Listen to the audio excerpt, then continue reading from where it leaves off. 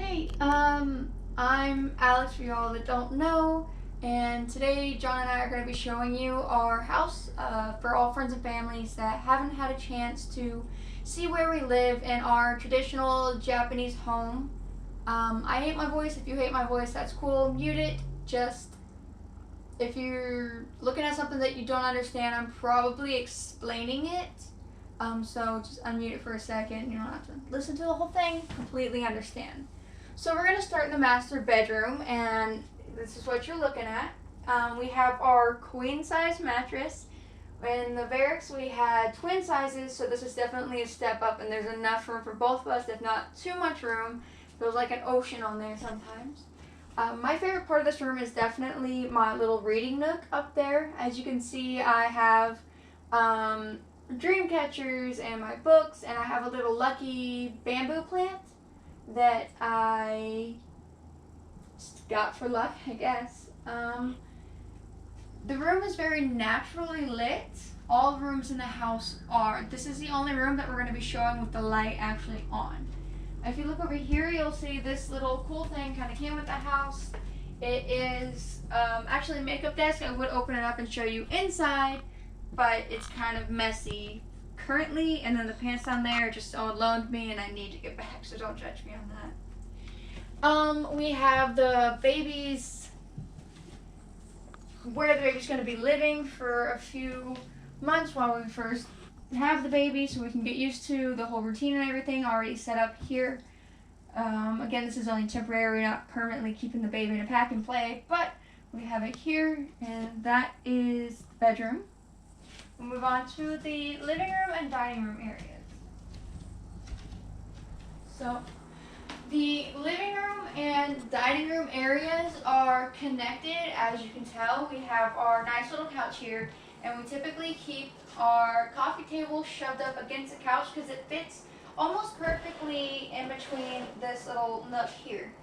It just allows for more openness and access to the room itself. We have our TV stand, all our movies are under it, and then my favorite thing right now is what we set up today, which is this wall of albums that my loving husband has brought into our home. And then we don't really have a lot of decoration in here. We have pictures of John and the baby John from forever ago, and then a picture of us at the ball last year. Yeah. Then next we have the dining room area. We don't have a table yet. We're working on getting one. The house came with one, but it had some mold on it, so we went ahead and asked them to remove that from the house because mold's not good on anyone, let alone, you know, someone who's pregnant and who's going to have a baby in this house. I don't want a lot of dirt and mold and stuff. So like I said, it's very well lit. As you can see, that's our marriage certificate. From out here. Then we have the laundry room area. It's kind of like where you get ready in the morning and laundry room. So our washer is also our dryer. It's actually drying our clothes right now. So it's 2-in-1. It's really cool. It's kind of confusing because all the buttons are in Japanese and neither of us speak or read Japanese. It's a lot of Google Translate that goes on in this house. And we have all of our essentials, where we get ready in the morning, and a mirror, brush our teeth, whatnot. This weird thing down here is my water pick. If you don't know what that is, I have braces, so me getting all the food and stuff out from under my braces can be a challenge sometimes, so the water pick just really helps with that. And then next you have our shower room. It is an entire room dedicated to showering. So you have our bath, which is actually really deep. It's deeper than the floor is down. So as you can see, I step down and I have to bend my other leg. It's really nice, really neat. So you're in the bath, taking a bath. It's completely normal. But when you take a shower, the whole rest of this room is for that purpose only. Like the whole thing is made to withstand the water. Obviously, we take our towels out when we're showering so they don't get wet in the process. And that is how we shower. So for hot water Hot water, we don't keep it on constantly because it runs on gas, and same with the lights and the natural lighting in the house. We're thankful because we pay for the electricity and gas. Well, with the natural lighting, we don't have to turn on lights during the day, we just kind of use the sun. For gas, we have this here. This turns on all the hot water in the house, whether it be for the kitchen sink, for the bathroom. Yeah, and I think that's the only two areas. We just kind of hit that button, and then these control, the temperature up and down, and it'll change color here when the water's ready. Super simple. We just keep it off unless we need it, so that way we're saving energy, saving gas, all the goods. Next, we have the kitchen. The kitchen is small. As I said, this is a traditional Japanese home. Right here we have this little cubby thing, which is where we keep our snacks, and the coffee machine, the microwave, so on and so forth, cups and whatnot. So the actual kitchen part over here is really only big enough for one person to be in the kitchen at a time, which is completely fine. It's completely normal because, like I said, it's a Japanese household. So it does come with a lot of cabinet space since you don't have much, wall cabinet space or anything like that. We only have it's a gas stove as well. This, you don't have to turn that button on to get this to work. You just gotta turn the stove on itself. So the weird thing about this is to turn it on, you don't do anything crazy. You just push a button and it'll eventually light. We haven't used them in a couple days, so to be fair. There we go. And then that noise will go away once it's lit, and that's how you turn that on. You control it with this little lever down here, and then to turn off, you just turn it off. Now the weird thing about this here is that we don't actually have an oven. We have this, which is a fish broiler. Sorry, I suck at saying that word, but it's specifically made to cook fish, only fish. You can cook other things in there, it's not easy to learn how to do. So we just went ahead and bought ourselves a little toaster oven, which we use for pizza, cookies, whatever we want to bake, we can bake down here. And then in the corner, see if you can open that a little bit more, we have our pantry area, which is where we keep our food and Tupperware and napkins. It's really small, so we don't have a lot. And then the fridge is kind of a normal fridge, so you have top part's a fridge, this piece here is a fridge, and then these three compartments on the bottom are all freezer. So next we have the entryway. So we have the toolbox here close to the door. Even though my husband suggests that we put it in the living room, I had to kindly decline because toolboxes don't belong in the living room. This isn't a bachelor pad, we're not living like that.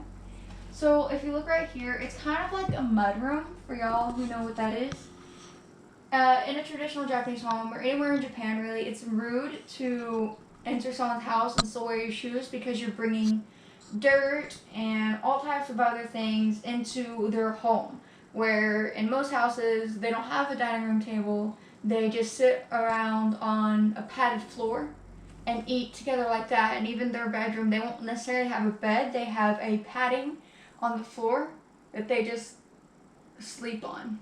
And it's rude to wear shoes or anything like that in the house. So we take off our shoes here to keep the floors clean, to keep everything, as sanitary as possible. We're not bringing the outside inside. We also have this nice sign that John brought from Hawaii. I believe it was in y'all's house out there. Him and his ex had it in their house out there. It's cute, and it definitely works here as well because please remove your shoes. Of course, again, please remove your shoes if you come here. Then we have the bathroom. The bathroom is really small, but it's fine because that's all it is an actual bathroom itself. As you can probably see, it's also a bidet. So in most Japanese homes, they either have a squatty potty, which is basically a hole in the floor that you squat over to use the restroom, or they have bidets. So we don't really use the bidet a lot. I don't think either of us really like it. I much prefer just old American style wiping. The cool thing about this is that it saves water, because when you flush it, I'm not going to do it right now because I'm talking about saving water, but this will come out here to fill up the back of the tank to refill the toilet, and you use that to wash your hands with. So that is the water you wash your hands with when you're done using the restroom, which is super handy because we also pay for water. And then last but definitely not least, we have upstairs. Now the stairs are really tiny. You take small steps, and it's very shallow, definitely a one person up at a time. But that's fine. There's still natural light. There's lighting in the stairs on top and bottom. Then there's 18 stairs. I don't know why that's relevant, but it is. Over here we have the nursery, but we're not going to show that right now because it's definitely not ready. We still have a lot of work to do over there. We're currently working on sanding down and repainting the crib, which is taking longer than I'm proud to admit, honestly, because we're not actively working, just every so often, and we'll go over there and work on it. But in here we have the guest bedroom / office. So on this side over here we have the office portion where John edits his photos, and then we both game over here. We have our nice little setup. It's really cute. If you look down here, what I think is really cool about the desk is it has this sliding portion, which is where we keep our cameras and lenses and such.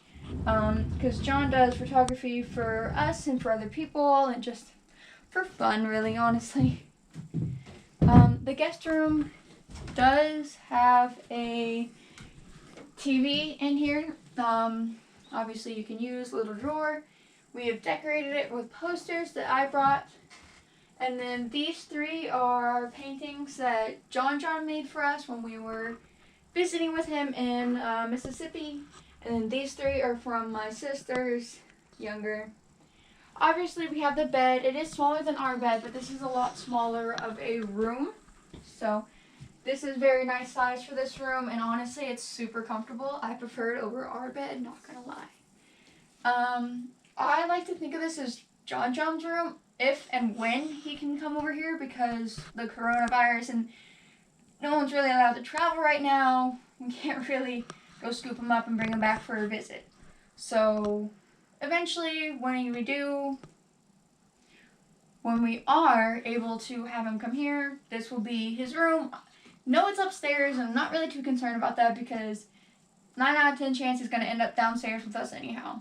It's the way 3-year-olds work, you know.